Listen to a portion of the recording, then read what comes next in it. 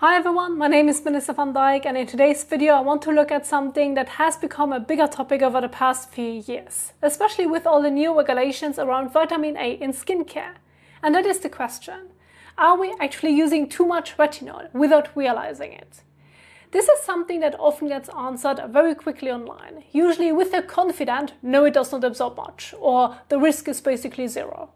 And the reason you hear this so often is because most clinical studies look at retinol in isolation, applied in small amounts and under controlled conditions.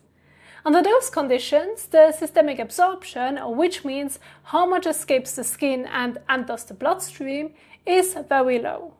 But when you look at how skincare is actually used today, especially with the amount of content we all consume from influencers and multi-step routines, the situation becomes much more complex than what the studies or the product label suggest. So I want to break this down from a real-life and biological perspective, because that is where the clarity really comes from. So first we need to look at how retinol works. When you apply retinol or retinyl esters to the skin, a small amount can get through the skin barrier. And once it does, the body treats it just like vitamin A from food or supplements. This includes very common sources such as eggs, dairy products, liver or pâté, fortified foods, multivitamins, and many beauty product supplements that also contain vitamin A. These are things that many of us use or eat on a regular basis without really thinking about how much vitamin A we're already getting. And this is where the actual concern comes in. The issue is not that a single retinol product suddenly creates too much exposure. The issue is that all of these sources add up, and the retinol in your skincare simply joins the vitamin A your body is already getting from a food and supplements. So even though the amount absorbed from one product is very small, the total amount over time can become higher than expected, especially if you are using several vitamin A products at once or you take supplements on top of your regular diet. And there's one more important point here, which is that retinol follows the same pathways as vitamin A from food. So the body can convert a portion of it into retinyl esters and store it in the liver. This does not mean that a topical retinol overloads the body, but it does show that retinol is handled just like any other source of vitamin A.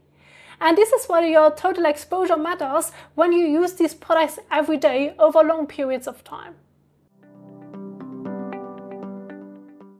And by the way, this is not the case with prescription retinoids, such as tretinoin or tazarotene. These are handled differently by the skin. They work locally, are broken down within the skin, and they do not enter the body's vitamin A storage pathway the way retinol does. And I think that this difference is important to understand, because it explains why only retinol and retinyl esters contribute to your overall vitamin A exposure when used long term. So while this difference is helpful to keep in mind, it is still not an issue on its own. But when we look at how retinol is often used today, the picture becomes much clearer. So let me give you a simple example. If you have one retinol serum and you apply the recommended amount, which is usually a pea-sized amount or about 3 to 4 drops for your entire face, and you use it at night, the exposure stays quite low. In this case, there's no problem. But this is not how many of us in the skincare community actually use these products today. A lot of you follow routines from different creators. So you may be watching me layering a few products, but then you also watch someone else and think that their routine looks good too.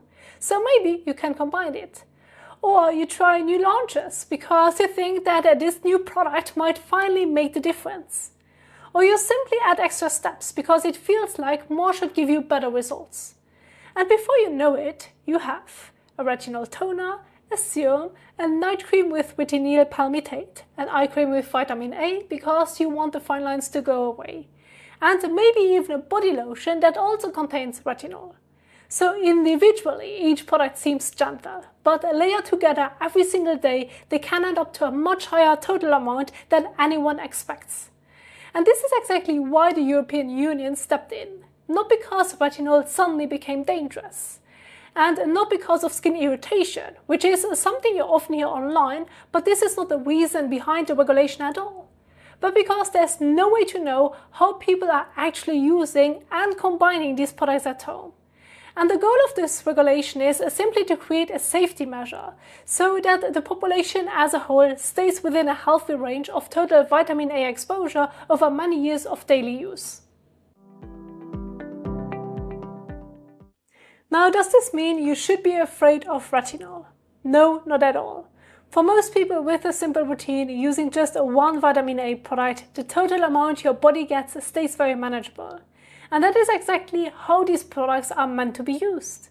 But if you love skincare and you tend to use multiple vitamin A products at the same time, or you apply them on different parts of your body, it is worth taking a moment to check what you are using, especially if you plan to continue this for weeks, for months, or even years. And this also connects to the pregnancy warnings you often see with retinoids. It is not that a topical retinol or tretinoin have proven harmful at normal use levels.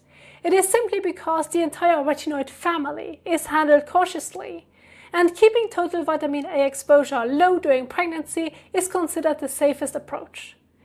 So the takeaway is this: retinol is not bad and there's no need to avoid it completely. But more is not always better, and the layering trend in skincare has created higher exposure than many people realized. So one well-formulated vitamin A product used as directed is usually more than enough, and it will still give you great results without needing to combine several at once. Now, I hope that this helped you understand it a bit better. Thank you so much for watching, and I will see you in the next one. Happy skincaring!